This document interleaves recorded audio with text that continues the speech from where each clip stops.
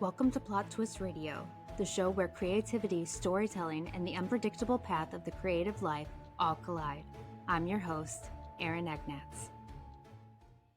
Hello, and welcome to Plot Twist Radio. Before we get going, can you share a little bit about yourself with the audience? Sure. I'm Steve Bardwil. Steve Bardwil of the Steve Bardwil Band, and we just finished recording our second album with 11-time Grammy-winning producer Joe Chiccarelli, and we released our first single off the album about a month ago. It's called Something With You, and we're releasing our second single this Friday. It's called Scarecrow Dreams. Well, congratulations. That's Thank really you. exciting. It's So fun. I was looking a little bit into your background, and obviously Walt Disney stood out to me. I'm a Disney nerd, so I have to ask about working for the company. Was there a specific moment when you realized music was no longer going to stay in the background and you needed to shift? Well, yeah, I was with Disney for, decades, and I had a great job. I was chief counsel of Walt Disney Studios. I was the head of the legal department. And I always had, not always, but for the last 15 years or so, I've had my band. And, everyone except one person is from the original band, and we've been playing together a long time. And we opened for Lyle Lovett and Dickie Betts of the Allman Brothers and Donovan Frankenreiter and Pablo Cruz and Eddie Money. Just, a lot of really people whose music that I really admire. And during the pandemic, I was, everyone was working from home, and I just was playing my guitar more and, writing songs. And it was during the pandemic when I tried to quit a couple times, and they kept saying, no, you can't. And then finally I just said, guess what? This is it. I'm leaving. Yeah. So when Bob Iger left, I tried to leave, and they wanted 3 more months. So I said, okay, 3 more months. And then I left. Yeah. Well, there was a lot of transitions there over the past couple of years that we're going to be there. We're going to Disney World next week. I'm always at Disney though, so I had to bring up the Disney. It's a great company and a great brand, and it's fun because for a lawyer job, it was like the best job in the world because you just make people happy, and that's like what we do. That's what we did. I don't miss the work. I miss the people. That's good though. Then you have like a good culture there. But pivoting a little bit away from that, you describe yourself as a child of rock and roll. What artists or records first made you feel that connection? I mean, I don't know that there's just one artist. There's a number of them. I mean, I grew up listening to, obviously, the Beatles. I don't think there's a songwriter around who isn't subconsciously or consciously influenced by their music. But, the Beach Boys, Loggins and Messina, the Eagles, Jimmy Buffett, James Taylor, Jackson Browne, John Mayer, Jason Mraz. I mean, all those people have music that I like and admire. Gotcha. So you started writing songs at 14. Do you remember the very first song you ever wrote? Yes. Was it terrible or was it good? I'm embarrassed by what it was. When I think back to my early writing, I'm an author, so not musician. I know that you are, yeah. Cool. Thanks. When I first started, I was a teenager just messing around, and I recently went through all that stuff, and I was like, oh my God, this is bad. This is like really, really bad. You got to start somewhere. Yeah, you do. And I'm glad that you stuck with it, just kind of like I stuck with it, because here we are, right? Yeah. So I think a lot of listeners and people in general, just juggling careers, family responsibilities, or creative dreams, they all want to do what they really want. What advice would you give them about, not putting that dream on the back burner any longer? Well, first of all, I think it's never too late. And, no one knows how long we have. And if there's something in, not everyone, but I've heard of don't die with the music in you, or don't die as an author with your stories inside you. If you have something to say or something you want to do, it's like drink the good stuff today. What are you waiting for? There's actually one of the new songs on the album is called Drink the Good Stuff. And it's actually about that very thing. And, when I was thinking about it, you don't know how long you have here, and I don't want to try not to have regrets, right? And so if there's something that you think you'd like to do or try, you should just do it, because that's the only way you're going to know whether or not, the decision was correct or not. True, very true. So let's discuss your new album. You said it's called Stardust in Disguise, correct? Correct. That name, it I thought cinematic immediately. Where did that name come from?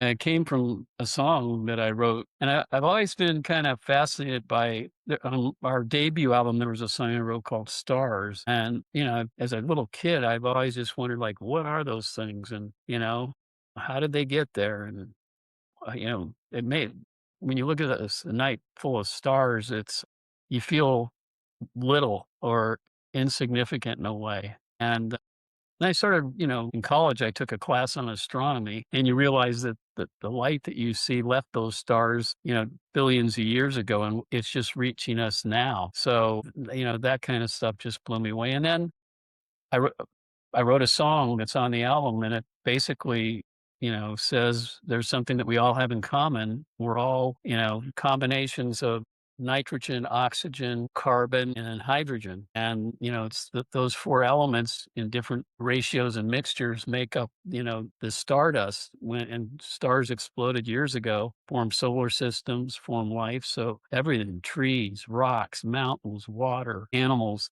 and we humans are all made up of stardust. We're just all stardust in disguise. So that's kind of what the song's about.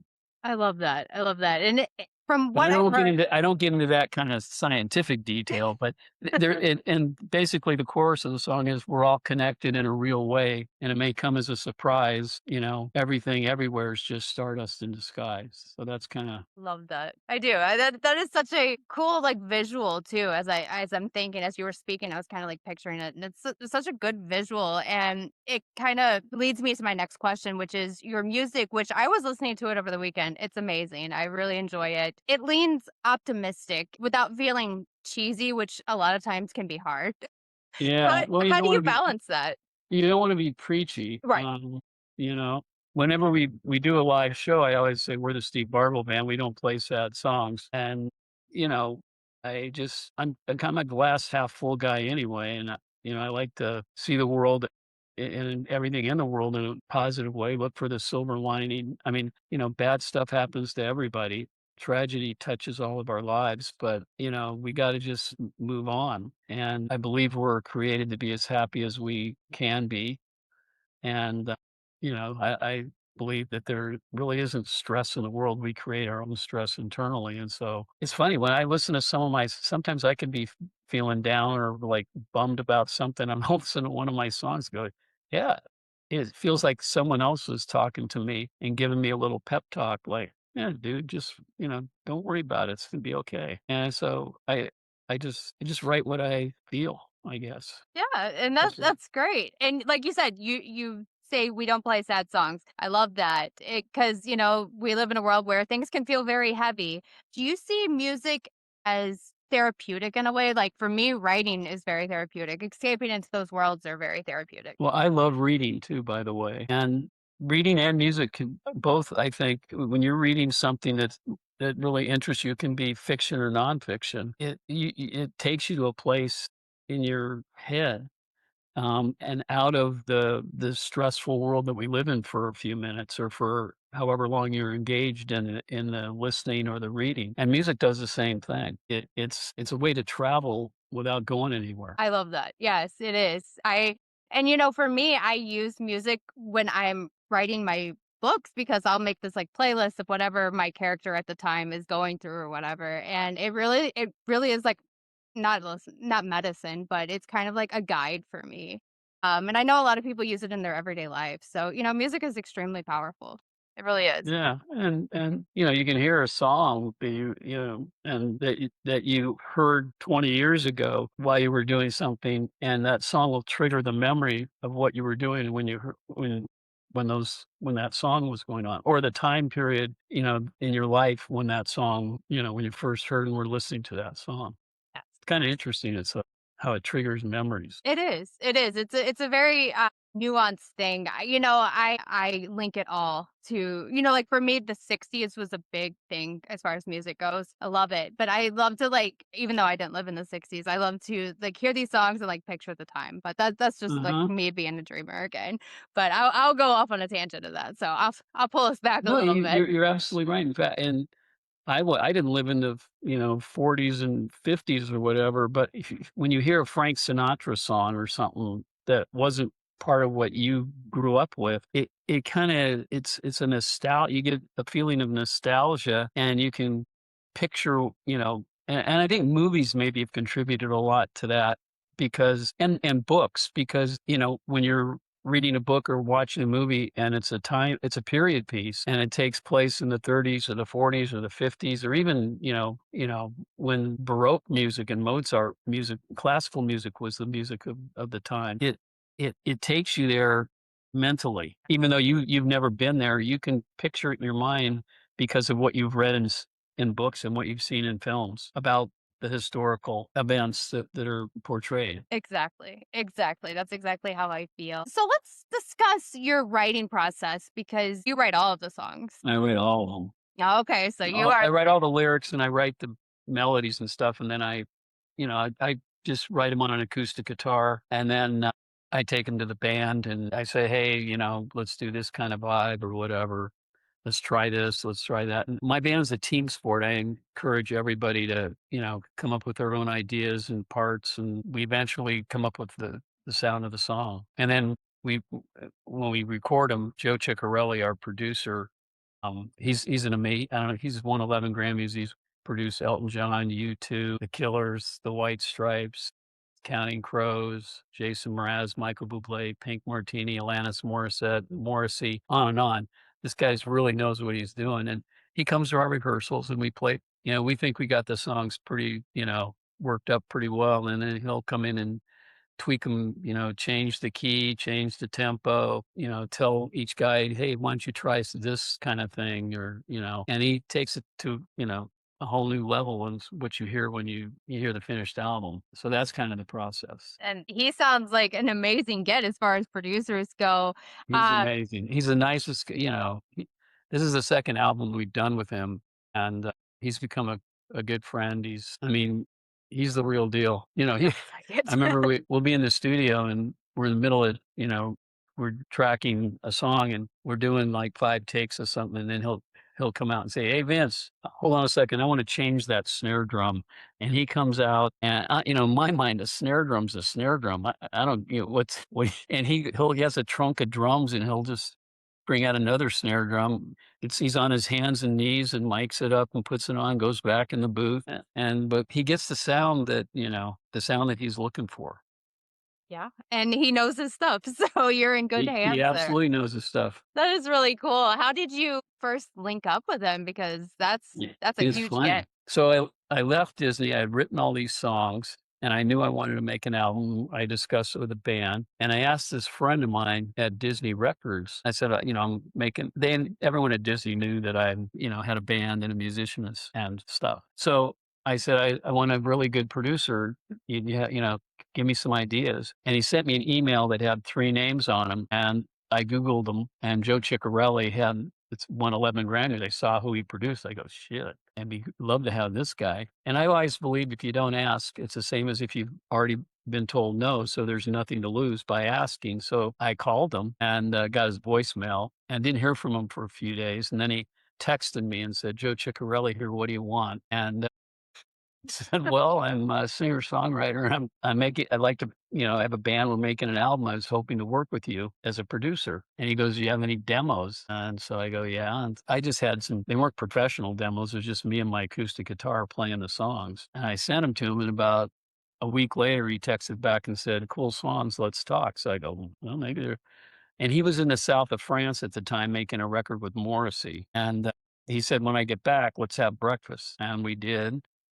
And, we talked and he said, "Let's do it." So we were in, and that's how it happened. That had to have been amazing because he's worked with so many people, so that had to be just kinda, like, rewarding to you and think, "Yeah, I'm actually good enough. This is awesome." And you are. No, yeah, I was surprised and grateful at the same time. And I'm feel blessed and grateful to be working with him now for a couple of years, and, we talk regularly. Like I said, he's become a friend. We go to dinner, and great guy. Very cool. That I love those stories. So, you have the song coming out, the album coming out. Are you guys going on tour as well?